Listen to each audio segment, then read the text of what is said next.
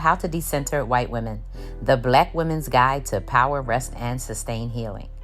Up next is Lesson 2, and we're going to dive deeper into the 4 steps to decenter whiteness. We talked last time about how acknowledging whiteness and anti-Blackness and how it shows up is critical. The other 3 steps are to assess your safety, accept the challenges, and address your wounds. The way to look at decentering white women is how a focus on ourselves is going to be more beneficial than anything we could do for someone else. Our focus on our rest, our focus on our healing, and our focus on implementing, institutionalizing, and delivering on our own power is key. And the reason is because acceptance, approval, and access, it's been our goal for centuries. And yet, we've not succeeded in reaching any of them. We don't have acceptance, not from white women or from white people. We don't have approval, no matter how amazing we are at anything. And nor do we have real access, because access can be taken away and often is, right? Depending on if we make white people mad, right? That is the whole reason that it is up to us Black women to decenter white women, to decenter whiteness. And that does require us to unpack our own anti-Blackness. But acceptance, approval, and access, it can't be our goal. In Lesson 2 today, we are going to talk about how what you think or perceive as power is connected to your corporate owners. The question to how you are maintaining the facade at your work, in your community, in your family, and beyond is one you have to answer.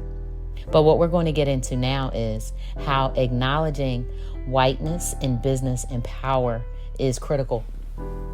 Whether you are an entrepreneur or whether you work for someone else, you have an understanding of how power and business operate. And when it comes to how power and business operate, the workplace dynamics, the power dynamics, right, is the thing to think about. Because whether you've adopted white-centric expectations and behaviors to fit into corporate environments is only part of it. The other piece is understanding what it looks like and how you're viewed in this corporate position. Are you really aware of where they see you and where they have you? Or is your head filled with a bunch of lies and empty promises? Do you realize that you will never be in the position to make decisions there until you run your own company? The next area to acknowledge whiteness is around diet, fashion, and food. And it's about, are you able to be who you want to be? Are you able to make the choices for yourself? Do you wear what you want? Are you influenced by what you want? Are you like me, influenced by Black capitalism and formal business attire from the 70s and the dynasty era of the 80s, and now it's part of who you are? Or do you choose your style based on your surroundings at any given moment? This next part is really understanding that your ambition does matter, and so does partnership. And so when you're acknowledging whiteness, you're going to question whether your goals and aspirations line up with white standards. And how do you need to redefine success for yourself on your own terms?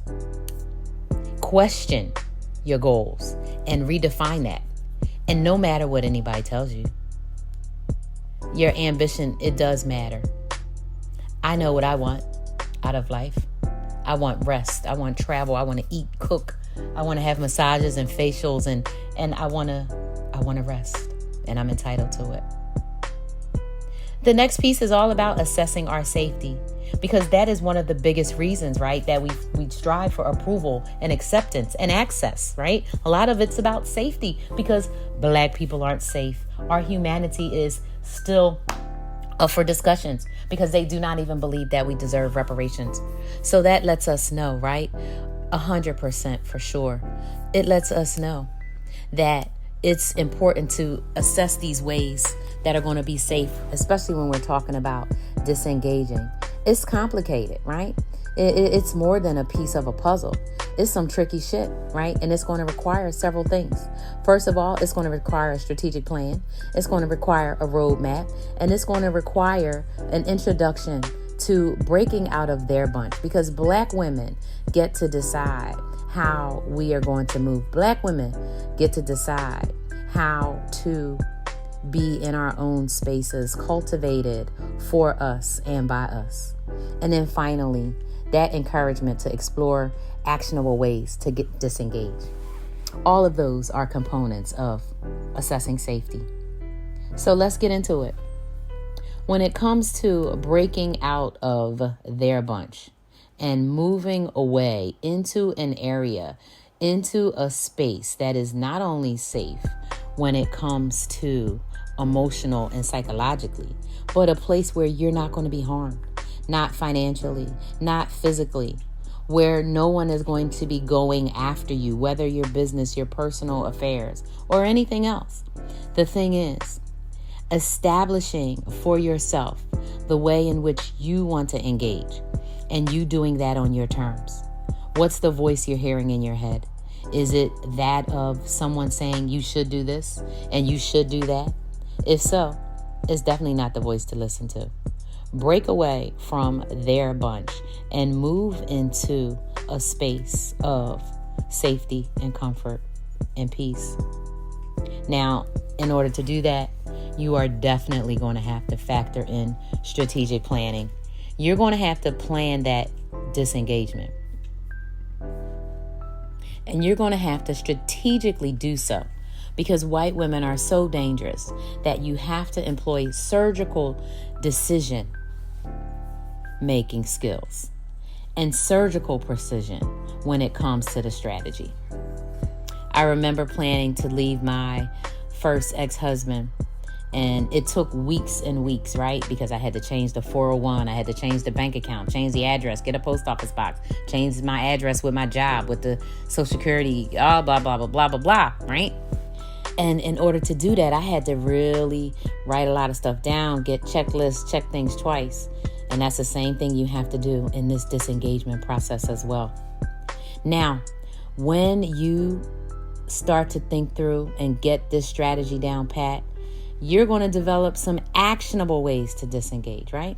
And those actionable ways are going to net you a level of freedom that is going to be something new. This level of freedom is going to support your dreams. It's going to support your goals and going to allow you the opportunity to uncover what it is that you've wanted all of this time, right? Because once you get the time and space to be safe, to get some breathing room,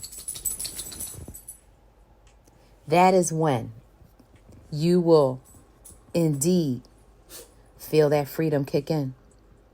We are so focused on white women. We are so focused on acquiescing and being comfortable in systems of whiteness. We don't realize how much in bondage we are.